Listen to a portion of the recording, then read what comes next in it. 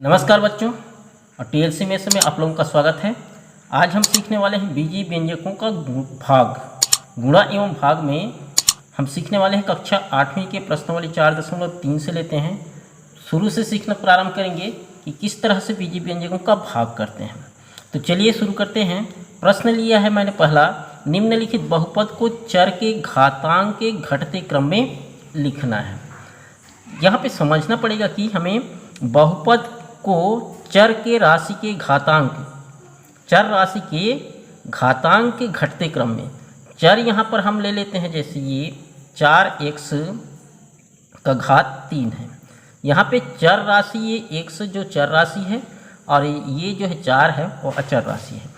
तो ये चर राशि के घटते क्रम में, घात के घटते क्रम में लिखना है। ये जो घात है उसकी घटते क्रम में हमको क्या करना है, लिखना है।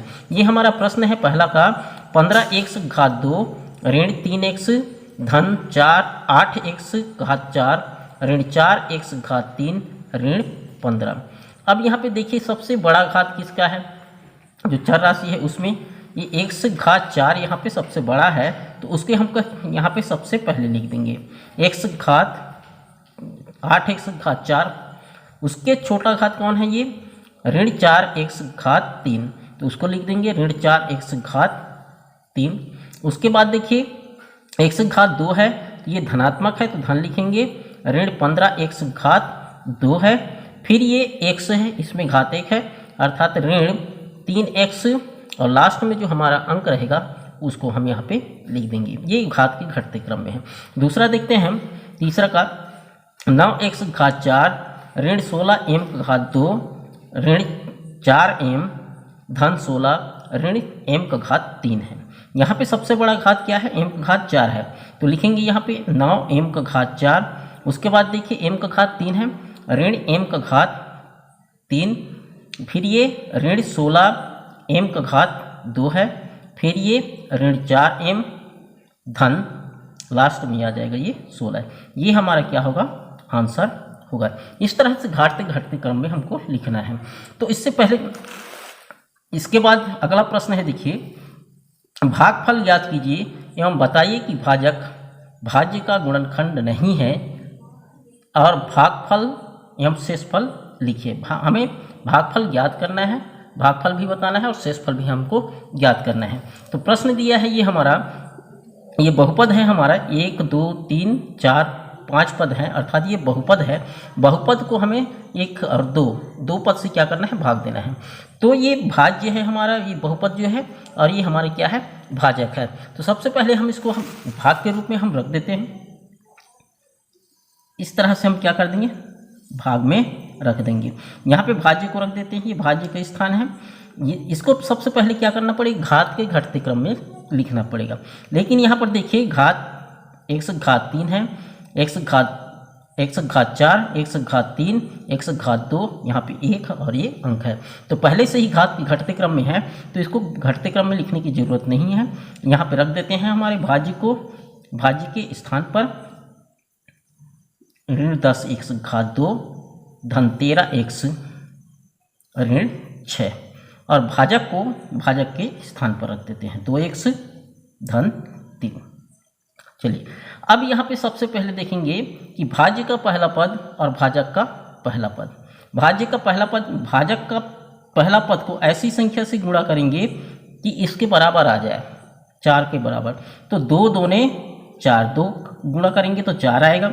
लेकिन यहाँ पर x घात 1 है, यहाँ पे कितना है, 4 है, तो कितना चाहिए, x घात 3 चाहिए। इस तरह से भी कर सकते हैं।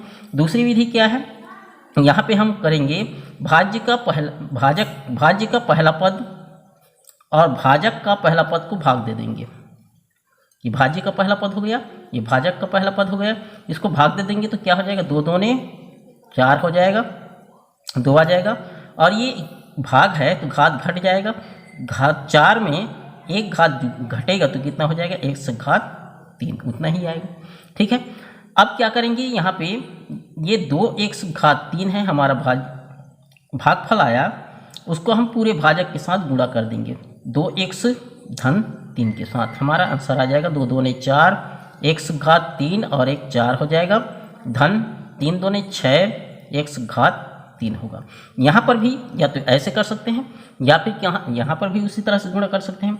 2 दूनी क्या हो जाएगा 4 और x घात कितना हो जाएगा 3 और 1 4। इसका गुणा किए हैं तो इसके साथ भी करेंगे। 2 तिया 6, ये धन हो जाएगा यहाँ पे 6 और x घात 3।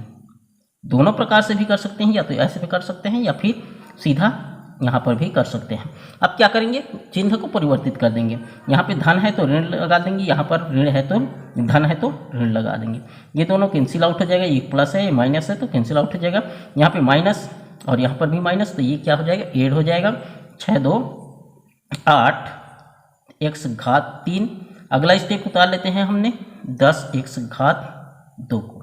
ठीक है, ठीक उसी तरह से करते हैं। यहाँ से डायरेक्ट करेंगे तो पर भी चलेगा, या फिर यहाँ पे करोगे तो पर भी ठीक है। यहाँ पे डायरेक्ट करने की कोशिश करते हैं। 2 का पहाड़ा पढ़िए, 8 से ज़्यादा ना हो। 2 चौक 8 कितने बार जाएगा। यहाँ पर देखिए ऋण है, ऋण आएगा तो यहाँ पर भी क्या होगा ऋण होगा। 2 चौक 8 4 बार जाएगा। यहाँ पे घात 1 से है, यहाँ पे 3 है, तो और कितना चाहिए हमें 2 चाहिए। तो यहाँ पर भी ऐसे उसी तरह से यदि समझ में नहीं आता तो यहाँ पर भी कर सकते हैं। अभी नया भाज्य हमारा क्या हो गया 8 का x घात 3 भाग दे देंगे किससे 2x से, तो ये कितना हो जाएगा ऋण 2 चौक 8 और x घात 2। ठीक है, ये हमारा भागफल आया। भागफल को पूरे भाजक के साथ गुणा कर दीजिए। भाजक है हमारा 2x धन 3, गुणा कर दीजिए कितना हो जाएगा 4 दूने 8 ऋण 8 x घात 3 हो जाएगा धन 3 चौक 12। यहाँ पे देखिए धन नहीं होगा, ऋण है और यहाँ धन है, धन में ऋण का गुणा क्या हो जाएगा ऋण होगा, तो ये 3 चौक 12 x घात 2 हो जाएगा। क्लियर है। अब यहाँ पे लिख देंगे हम सजाती पद को, सजाती पद के नीचे ही लिखेंगे 8x घात 3 ऋण 12 x घात 2। यहाँ पे घात 2 है, यहाँ पे घात 2 है, यहाँ घात 3, यहाँ घात 3, मतलब सजाती पद के नीचे ही हम सजाती पद को लिखेंगे। यहाँ चिन्ह परिवर्तित कर दीजिए, माइनस है तो प्लस कर दीजिए, माइनस है तो प्लस कर देंगे, ये कैंसिल आउट हो जाएगा। माइनस ये और प्लस है यहाँ, और ये भी घट जाएगा। 12 में हम 10 घटा देंगे, कितना बचेगा 2x घात 2। क्लियर है। आगे वाला हम उतारते हैं, आगे उतारेंगे तो क्या हो जाएगा नेक्स्ट 13x को हम ले लेते हैं। अगला फिर उसी तरह से हम करेंगे। पहला पद क्या है भाज्य का पहला पद यहाँ पे आ गया हमारा। तीसरा स्टेप 2x घात 2, यहाँ पे धनात्मक है, ये धनात्मक है तो धनात्मक आएगा। 2x घात 2 है और यहाँ पे कितना है 2x है। अब इसको कटा देंगे तो कितना बचेगा 2 2 कट जाएगा, और x घात 2 है इसमें 1 है, घट जाएगा तो क्या बचेगा x बचेगा। ये हमारा भागफल आया x। ठीक है, अब ये भागफल को हम भाजक के साथ गुणा कर देंगे 2x धन 3 के साथ। गुणा कीजिए कितना हो जाएगा 2x घात 2 धन 3x हो जाएगा। ठीक है, अब यहाँ पे सजाती पद के नीचे हम रख देते हैं 2x घात 2 धन 3x। अब इसको भी हम क्या कर देंगे चिन्ह परिवर्तित कर देंगे, यहाँ प्लस है तो माइनस क्यों है, यहाँ पे प्लस है तो माइनस हो जाएगा। अब इसको क्या कीजिए देखिए ये कैंसिल आउट हो जाएगा, प्लस और माइनस है, यहाँ प्लस और यहाँ माइनस है तो कितना हो जाएगा ये 13 में 10 3 जाएगा तो कितना बच जाएगा 10x, और हमारा लास्ट बच गया -6। ठीक है, अब यहाँ पर भी उसी तरह से करेंगे। पहला पद क्या हो गया हमारा, इसमें का पहला पद अभी 10x हो गया, और भाज्य का पहला पद क्या है 2x। भाग दे दीजिए, गुणा 2 पंचे 10 और 1 से 1 कट जाएगा, हमारा भागफल आएगा कितना धन 5। धन 5 लिख दीजिए यहाँ पे, धन 5 हो गया। अब यहाँ पे भागफल आया हमारा 5।